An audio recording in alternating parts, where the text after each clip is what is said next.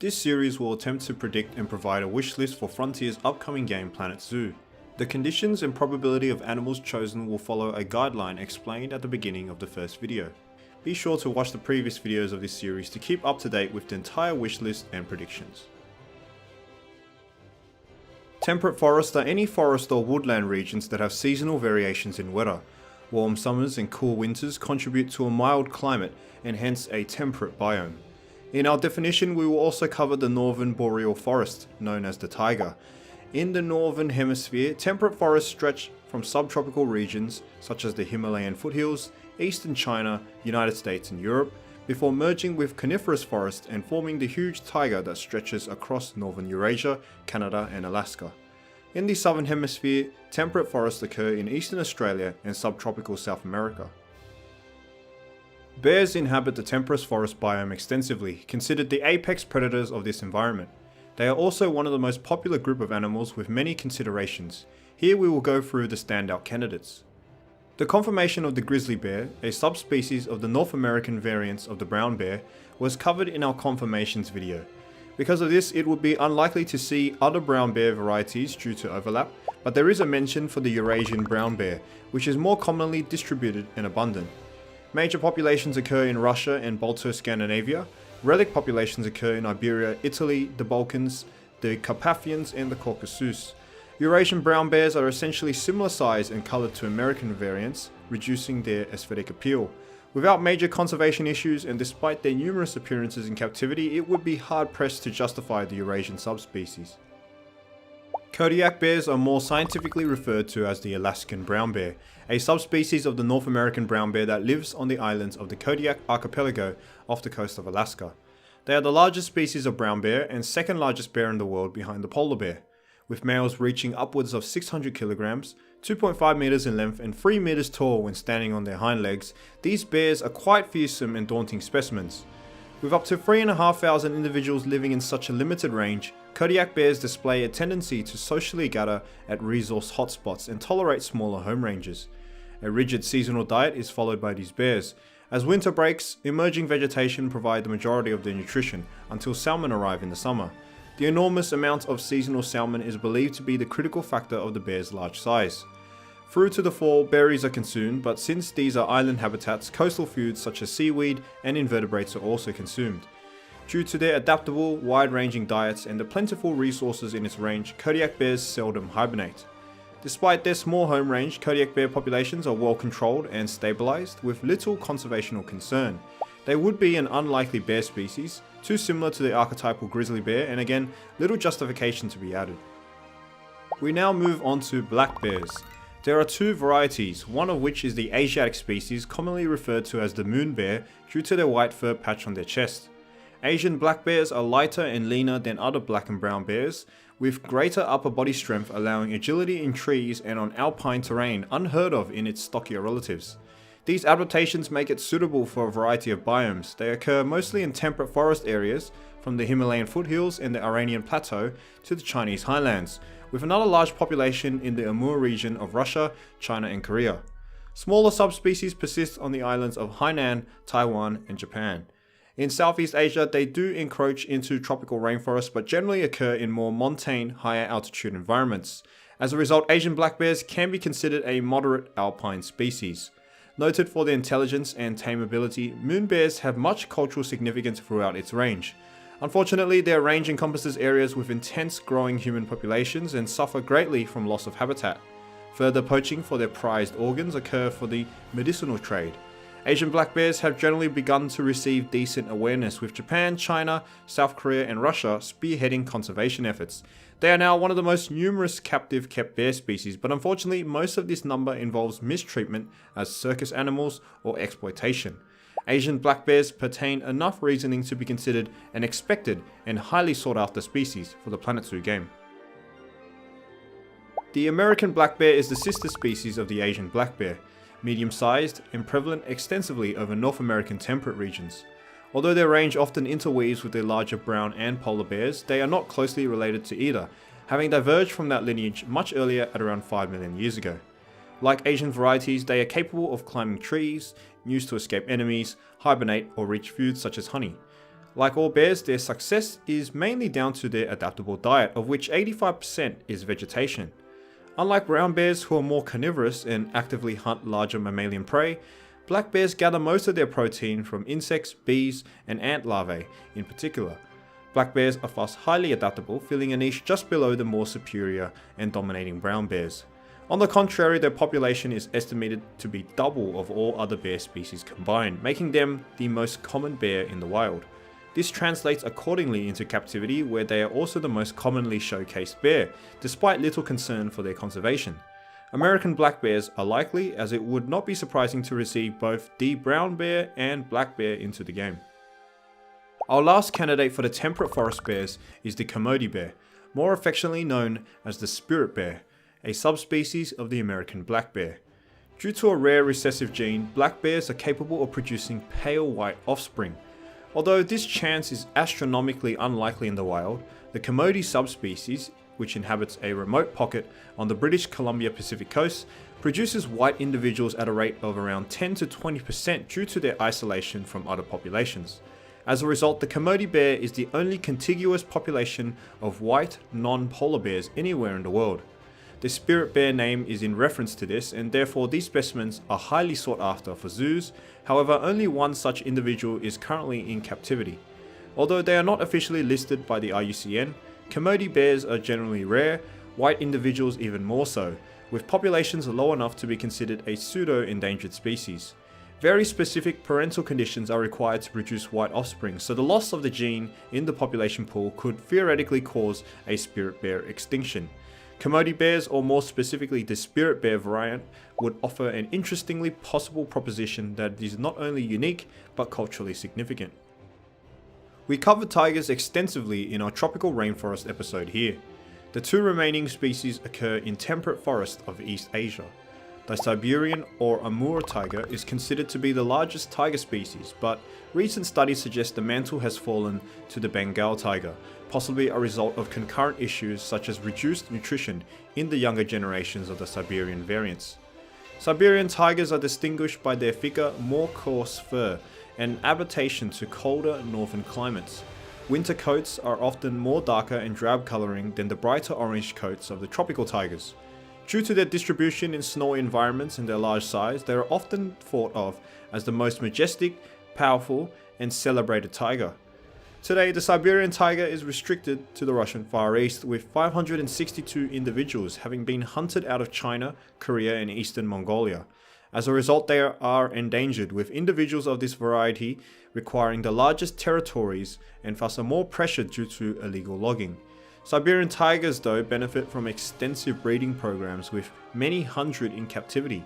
Reintroduction efforts are planned by China and South Korea, with the genetic diversity of the animal secured after developing a strong gene pool with a new northeast Chinese population. Wild populations are possibly still declining, but for now the long-term future of the Siberian tiger is somewhat secure. Perhaps it is too late though for the South China tiger, having not been recorded in the wild since the 1970s. Detailed surveys and studies since then, the last of which was in 2008, revealed no sightings, and thus the South China tiger is now most likely extinct in the wild. There are about 80 South China tigers in captivity around the world, but they suffer from genetic inbreeding depression. Furthermore, many are often crossbred with other tigers, eliminating the genetic diversity of this variant. As a result, reintroduction efforts are hampered by lack of any pure South China tigers.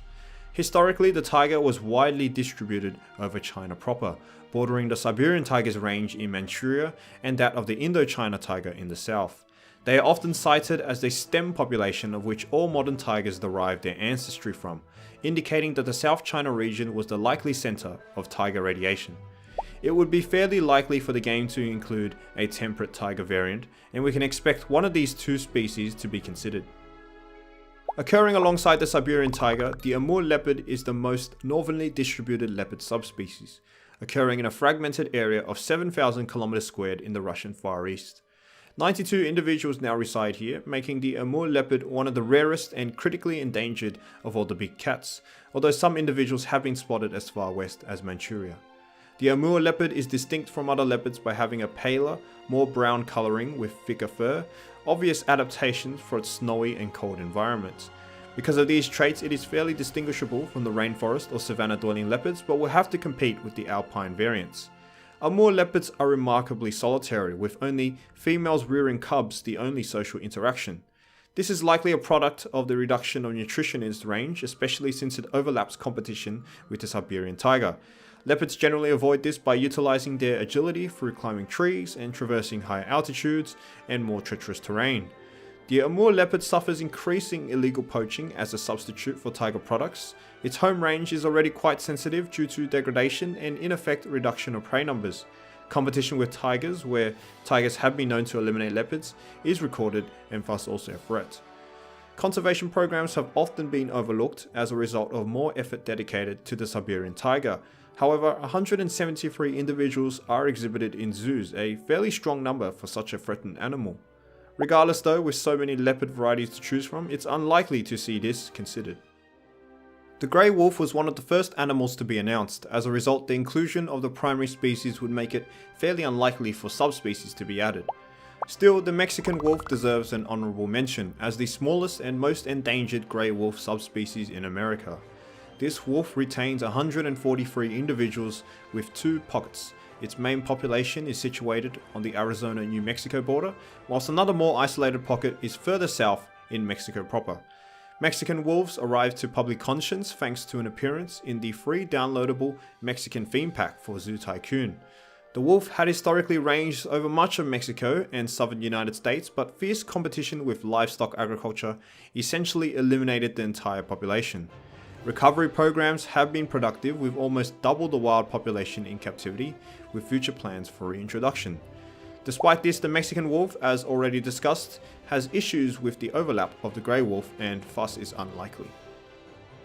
Red wolves are a hybrid of the grey wolf and coyote. Over thousands of years, their genome has evolved to become distinct enough to warrant a separate subspecies. However, there is much ongoing debate whether it is a subspecies of the grey wolf or a completely new species in the genus Canis.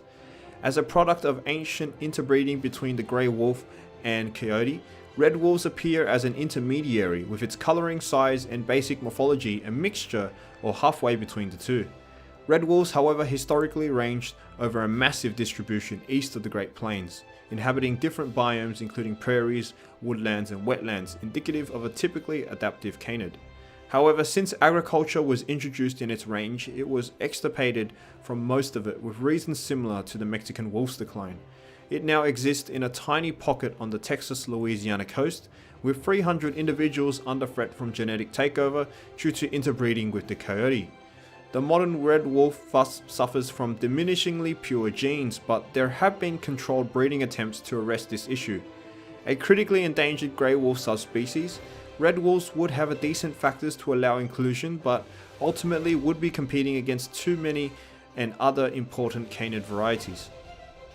The European bison, known in Europe as the Pheasant, is only one of 2 species of extant bison. The other is the American bison, which we've covered in our grasslands video. The European bison had been endangered since the 15th century, when its range encompassed Eastern Europe. Its large meat and hide yield made it popular hunting targets for pretty much the entirety of human history within the region. In 1921, the bison went extinct in the wild, with the last individual killed in Poland, with 50 individuals remaining in captivity. Several reintroduction campaigns across Europe have ultimately brought wild free-ranging numbers back up to some 4,500 individuals, with its main distribution in the Białowieża forest, an ancient temperate woodland on the Polish-Belarusian border, its last inhabited location. Compared to the American bison, European variants tend to be slightly larger and have a tendency to browse rather than graze, to take advantage of the extra foliage that comes with living in forest environments. With very few predators, the bison has made a remarkable recovery ever since its protection from hunting, and with stringent reintroduction campaigns setting a keen example for other animals. Although it's an interesting candidate, it obviously would get overshadowed by the American bison, and thus unlikely. Kiwis are unique flightless birds considered part of the ratite group, thus making them the smallest. The southern brown kiwi is the most common kiwi and serves as an archetypal example for the family. This species inhabits 3 localities in New Zealand. The main population lives on Stewart Island, where its isolation from introduced predators supports the most populous and stable population. The other two groups inhabit the South Island, where individuals and their eggs are consistently under threat from introduced dogs, cats, stoats and ferrets. Because of this and human pressure from habitat degradation, the kiwi suffers similar problems encountered by previous island flightless birds that have since gone extinct, such as the dodo, elephant bird and moa, to name a few. Some kiwi species have already gone extinct due to these causes. Its subsequent protection as a cultural symbol of New Zealand have for the most part stabilised it at vulnerable status. With this species as the flagship for the kiwis, the southern brown variant is a possible feature, adding another unique flightless bird.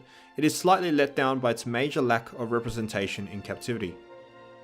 We now cover the multitude of deer species in consideration.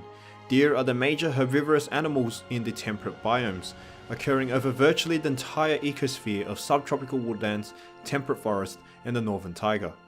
The chital, or known in western countries as a spotted deer or axis deer, is a common sighting in temperate woodlands and forest on the Indian subcontinent.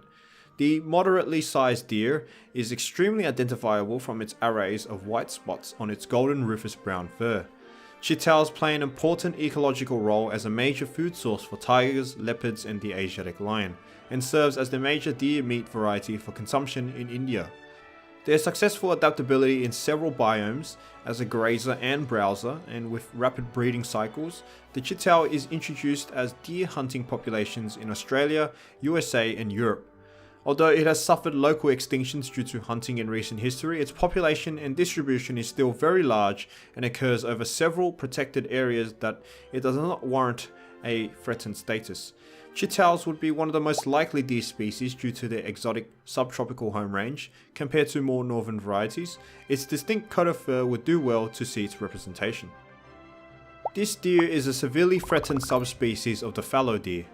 In antiquity, these deer were found in Greece, Anatolia, Cyprus, the Levant, Mesopotamia and across the Iranian plateau towards Bactria. They played an important role, especially in religion, as one of the biblically named mammals. Over millennia, Persian fallow deer was pushed to endangerment due to habitat loss of their preferred temperate forest and woodland habitat, preventing the refuge from predators. Furthermore, this animal was a primary trophy hunting target since the earliest civilization and was believed to have been hunted to extinction in the 1940s. The discovery of a small herd of 25 individuals in southwestern Iran is the last remnant population of the Persian fallow deer. Protection of this area has recovered numbers to around 250, but it suffers from inbreeding depression as the entirety of this population is derived from the original 25. Elsewhere, intense reintroduction efforts by Israel have introduced populations numbering 650 to that country, whilst other populations have popped up in northern Iran and Iraq. The global population of the Persian fallow deer is still extremely sensitive, especially since it is preyed heavily upon by jackals, wolves, the striped hyena and Siberian brown bears. The Persian fallow deer should be considered as a possibility justified by its perilous conservation status. Red deer are one of the most common and well-known deer species in the world, occurring in temperate forest and woodlands in Europe, parts of North Africa, the Caucasus and the Eurasian steppe. Red deer are one of the larger deer varieties. The male stags feature the prominent antlers associated with this species. Their existence in European folklore and heritage attains them with much high respect and standing as a cultural animal. Historically, they roamed over much of Europe, the Mediterranean and Greater Caucasia, but in modern times their populations have been more fragmented. However rare they have become in some parts of their range, they have never been close to extinction, with more than 100,000 individuals estimated in the wild. A popular game animal, they have been hunted by humans since the Paleolithic age and has seen its introduction into Australia, New Zealand and South America. Although it would be quite unproductive to add this species since it is so extensive in the wild and captivity that it rarely even gets exhibited in zoos, it still pertains a likely chance for the sheer fact it is the most typical and famous deer species. Alternatively, many of its more threatened subspecies can be considered instead, such as the Bactrian deer and Atlas deer, which roam parts of Bactria and North Africa respectively. A close relative of the red deer is the Elks deer, an Asiatic variety that inhabits subtropical woodlands of Southeast Asia. Elks deer stags often adorn large and impressive antlers in their own rights, but are not as impressive as European deer varieties. Distributed in increasingly isolated areas of Myanmar, Laos, Cambodia and Vietnam, The Elks deer has been suffering local extinctions attributed to aggressive and uncontrolled hunting. A critically endangered subspecies lives exclusively in wetlands in Manipur, East India, known as the Sangai. There are probably less than 2,000 individuals left in the wild, with its eastern population in Indochina most likely extinct. Furthermore, inadequate funding and political willpower is detrimental to this species as it experiences a continuing steep decline. Estimations put the deer's extinction in the wild in a few decades, but more than 1,000 specimens are thriving and breeding in zoos worldwide, and form a core component in deer exhibits in places such as Disney's Animal Kingdom and the Prague Zoo. Overall, however, it would be unlikely to warrant an inclusion. Javan rusa are endemic to the Indonesian islands of Java, Bali and Timor, but have since been introduced across most of the archipelago.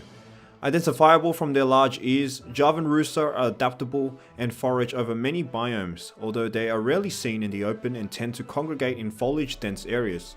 As with most deer, they appear in temperate woodlands and forests, but equally venture into tropical rainforests, as can be seen in their appearances in Ujung Kulon National Park. Because of this, they have been introduced outside their local range, thanks to their ability to adapt to drier and milder climates. Rusa deer are vulnerable as a result of ongoing poaching and habitat destruction across their increasingly restrictive home ranges, but generally have lower extinction fears due to expatriated populations and large numbers in captivity. Once again, a deer variety that would have difficulty competing with other more notable species. Sambar deer are by far the most iconic Asiatic deer species. They are extensive, ranging from the Indian subcontinent to Southeast Asia and southern China. They also occur on the islands of Sri Lanka, Hainan, Taiwan, Sumatra and Borneo. As a result, they inhabit a wide range of forest habitats, including tropical, subtropical and temperate. Sambar deer have a mystical aura about them as they inhabit dense vegetation, are generally solitary or only appear in small herds, and are usually nocturnal. As such, they are a rare sighting in the wild for the unacquainted eye. Sambar deer are culturally significant in Indian and East Asian cultures, often as symbols of majesty, royalty, or authority. Since 2008, however, they have been listed as vulnerable due to ongoing hunting and habitat loss. Sambar deer have been introduced in other areas of the world and are generally accessible in some zoos, a likely inclusion as a principal deer species. Also known as the Olympic elk, the Roosevelt elk is a subspecies of the North American elk. It is the largest elk subspecies and thus one of the largest deer species, only behind the moose in terms of size and weight.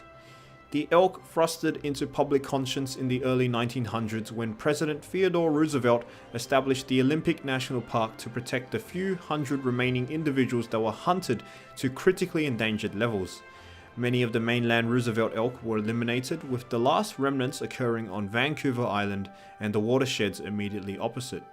With concerted conservation efforts from both the United States and Canada, reintroductions and protection of its key habitats have encouraged a successful regrowth with numbers at several thousand. The Roosevelt elk thus now serves as one of the most iconic North American deer species.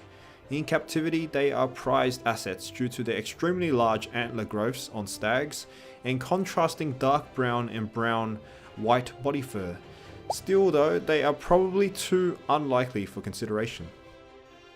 The moose is one of the most famous temperate forest animals, occurring over virtually the entire northern boreal forest of North America and Eurasia. The moose is the largest deer species in the world and is recognizable from male specimens displaying huge grasping antlers. Other notable features include the dewlap and dark fur coat apparent on males. Unlike other deers, they are mainly solitary, and because of their large size are generally slow moving, preferring to face predators head on with their sheer strength and size rather than fleeing. As a result, the largest and strongest individuals rarely face predation, although bears and grey wolf packs are known to hunt and kill weak, old or subadult moose. Only Siberian tigers in the Far East Asia region regularly hunt full-grown adults.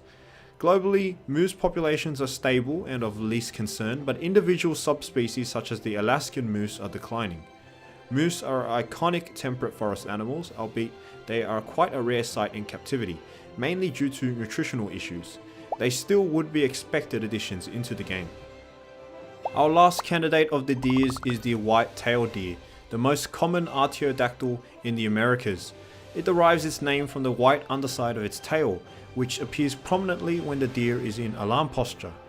White markings around the face also distinguish this animal. Whitetailed deer are adaptable and extensive, inhabiting not only temperate woodlands and forests, but also alpine, grassland and tropical rainforest, with populations recorded deep into the Amazonian basin. The white-tailed deer's adaptable traits has seen its introduction across the world as a game species, even turning invasive in some instances. Their abundance is now so heightened that they have been semi-domesticated, a key source of venison in the Americas. Due to this, they are a possibility just because they are so recognizable and common in their distribution, with no shortage of zoo appearances either. The California condor is the largest land bird of North America, a member of the New World vultures. Unfortunately, it is a critically endangered bird, having become extinct in the wild in 1987 when the last remaining 22 condors were hastily captured to prevent its disappearance. Reintroductions thereafter have grown the wild population to 276, but the Californian condor is still one of the rarest bird species in existence. A variety of human factors such as habitat loss, poaching, poisoning from lead and pesticides, and power line collisions have reduced condor numbers to extreme levels. The California condor is now a centerpiece exhibit at several Californian zoos due to its conservation status, having been involved in high-profile programs stemming from the Los Angeles and San Diego zoos. It is a highly likely species, particularly as condors are often suitable for open enclosures due to their terrestrial nature and dependence on ground-based carrion. Darwin's fox is a small canid first known to the Western world when it was discovered by Charles Darwin. This fox inhabits dense temperate forests in Chile. One population occurs in a protected national park on the mainland, and the other major population occurs on the island of Chiloé. Both populations are estimated to comprise of a combined 650 individuals, making it one of the rarest and most difficult to observe canid varieties in the wild. The fox never strays far from the forest due to competition with feral dogs, which also prey on it. This is by far the largest threat to the species and the major reason why populations are so sensitive. Darwin's fox is nevertheless a very obscure species, although threatened, would be unlikely to be considered. The Wolverine is a popular, highly adaptable and wide-ranging member of the weasel family. Able to climb trees and burrow into snow or soil, the Wolverine is capable of living in forest environments, in snowy climates, and in high altitudes. As a result, it can easily be considered an alpine, tundra, and polar animal, being recorded as far north as Ellesmere Island. Despite its seemingly predatory adaptations, the Wolverine is considered a primary scavenger, often following wolf and lynx trails and devouring leftover carcasses. Fallen moose or caribou in the winter snow provide a huge influx of calories for wolverines that venture into the Arctic. However, it is still a capable and versatile predator, filling the niche as a small mammal and bird hunter. Wolverines do tend to get outcompeted by wolf packs and thus occur in more northerly latitudes. Large home ranges, remoteness of its distribution, and solitary nature makes wolverines relatively rare in the wild. Thus they serve instead as popular attractions in zoos. Wolverines are likely to be added into the game. As one of the most beautiful game birds in the world, the golden pheasant, or Chinese pheasant, is an illustriously colourful bird native to the Chinese highland temperate woodlands, but have since been introduced and established feral populations in all the other inhabitable continents of the world as an ornamental bird. This species and its closely related Lady Amherst pheasants appear extensively in zoos and aviaries, often free roaming in a semi-captive state, and add to the natural scenery. As such, they are one of the few bird possibilities for the game. A sister species to the semi-confirmed Indian peafowl, the green peafowl is a more vibrant but endangered specimen occurring in Southeast Asia. They inhabit both tropical and subtropical forests, but in recent times, substantial habitat destruction, poaching and capture for ornamentation has pushed populations into more temperate regions, especially in the South Chinese Yunnan highlands. Unlike Indian or blue peafowls, the green peafowl has less sexual dimorphism, with both males and females displaying vibrant iridescent emerald shades. Green peafowls are another zoo favourite, though they are even more highly prized than Indian peafowls due to their conservation status. However, will still have to compete with the latter, thus it's a slight possibility. Red pandas are an immense favourite for the community due to their popularity in captivity. Despite their name, red pandas are not closely related to pandas or bears at all. Instead, they are classified in the superfamily of weasels. As such, they are distant relatives of the similarly shaped raccoons. The red panda is endemic to temperate forests of the Himalayas, between the altitudes of 2,000 and 5,000 meters, where it lives an exclusive arboreal lifestyle in the trees. Perhaps it attained the panda name because of its mostly bamboo diet, of which it complements by eating fruits, berries and flowers. Despite its almost exclusive herbivorism, it is known to occasionally eat small mammals, insects, birds and eggs, although it is not known to be an active predator, but rather an opportunistic carnivore. Red pandas are hunted extensively throughout their range due to their fur and bushy tail. Forest destruction and reduction of bamboo habitats have pushed them out of the entirety of lowland China. Despite its success in captivity, reintroduction is problematic because of the lack of this crucial habitat, so the creation of protected areas is a better solution. China alone has 35 such protected areas, covering almost half of the red panda's preferred habitat. Regardless, more than 800 red pandas reside in zoos, contributing to their status as a core zoological specimen that would no doubt push it as an expected animal to be in the game. The koala is one of Australia's most iconic marsupial mammals. The koala subsists completely on a diet of eucalyptus leaves and thus is found in temperate eucalypt forest and woodlands. They are arboreal and rarely leave the safety of trees. Because of the little nutritional content of such leaves, koalas spend up to 20 hours a day sleeping and the rest of their waking hours eating. Prominent over eastern Australia, koalas are a cultural and tourist symbol of the country, contributing heavily to awareness of the uniqueness of Australian fauna. Koalas are listed as vulnerable due to ongoing habitat loss due to urbanization and agriculture. They are also hunted by introduced predators such as dogs, foxes and cats. Historically, they suffered from pelt hunting for their soft fur, but have since been well protected since the 1940s. Now they readily appear as a fundamental inclusion at Australian zoos, with very few outside of the continent due to their reliance on eucalypt leaves. Koalas would therefore serve as an extremely likely inclusion due to their exoticness as a core Australian marsupial. Perhaps the most famous bird of prey, the bald eagle is found over most of continental North America. Technically a sea eagle, bald eagles appear over temperate climates but are generally found near bodies of water in which they subsist on a diet of mainly fish. However, they are opportunistic, willingly hunting land-based prey and other birds. Up to 400 species are known to be included in the bald eagle spectrum of prey. Its white head, bright yellow hooked beaks and talons, dark brown to black plumage, bald eagles are the most recognizable species of eagle and the national symbol of the United States. It was only so many decades ago that the bald eagle was on the verge of extinction, with the pesticide DDT the biggest culprit. DDT was transferred from prey items up the food chain until they accumulated in eagles, causing them to lay thin-shelled eggs that drastically increased infant mortality. The banning of DDT, protection of key habitat areas, improvement in water quality of popular eagle fishing spots, and reintroductions have completely reversed the bald eagle's plight, and it is now one of the most successful birds of prey in the world.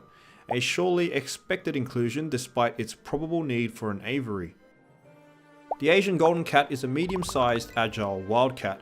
Although it inhabits over many countries and in different biomes, its populations are extremely fragmented and experiencing serious decline, despite only having a near-threatened status. As their name suggests, these cats are usually coloured golden or reddish-brown, but grey and black specimens have been observed in the wild. Solitary, territorial and secretive, Asian golden cats are adapted to tropical rainforest in Sumatra and the Malay Peninsula, highland montane forest in the sub-Himalayas and Indochina, and highland temperate woodlands and forests in China proper. They are very strong for their size, capable of bringing down buffalo, calves and small deer, yet they maintain an agility, tree climbing ability and speed reminiscent of much smaller wild cat species. In captivity, they are generally rare, with around 20 specimens exhibited in European zoos, but much more common in Australasian zoos. An unlikely and obscure cat, but worth an interesting mention, no doubt will struggle competing with other more famous cat varieties. The clouded leopard is one of the most recognizable and famous cat species outside of the big cats. Clouded leopards are so called because of this distinguishing blotched skin pattern on their fur that creates an appearance of cloud shapes, serving as effective camouflage for the animal. Adaptable cloud leopards are found in higher altitudes. They inhabit rainforest in the south of their range, but are more common in temperate and subtropical forest in the Himalayan foothills and Chinese highlands. Secretive and solitary, capable of an arboreal lifestyle, preferring foliage-dense areas and a nocturnal creature, clouded leopards are difficult to spot in the wild. Their lucrative pelt is hunted extensively across its range. Its bones are often used as tiger substitute, whilst destruction of its forest habitats often leave populations stranded and fragmented. Its global population is estimated at less than 10,000 individuals and decreasing rapidly, warranting a vulnerable status.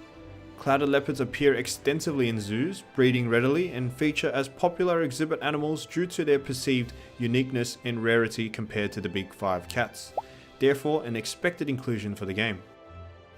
Barbary macaques are famous old world monkey species. Inhabiting fir and cedar forest along the Atlas Mountains in North Africa, Barbary macaques are well studied but endangered. The African populations have been isolated in 5 distributions and are experiencing a decline.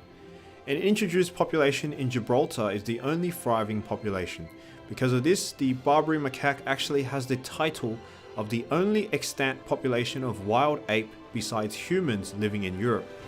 They are known as inquisitive and playful, contributing to the tourism of the area. As a result, they do not appear in many zoos as they serve as a form of ecotourism. This is especially true of many macaque species such as the rhesus and long-tailed macaques in Asia. This will ultimately hamper their chances of inclusion, rated at a possibility. The Japanese macaque, or snow monkey, is the most northernly distributed non-human primate, capable of living in snow-covered areas year-long in relatively inhospitable temperatures. They are present on all the major Japanese islands except Hokkaido, inhabiting the subarctic forest in its range. Many studies have showcased their intelligence, such as washing food in seawater, or gathering in geothermal hot springs to avoid the winter cold. Due to their curiosity and friendliness towards humans, they are culturally significant in Japan, often kept as pets. As a result of these intelligent and adaptable behavioral traits, Japanese macaque are a common appearance in zoos and are also rated at a possibility, the only downfall having to compete against a variety of perhaps more endangered primate species. The Eurasian lynx is the archetypal species of lynx, a medium-sized wildcat inhabiting most of the subarctic Eurasia.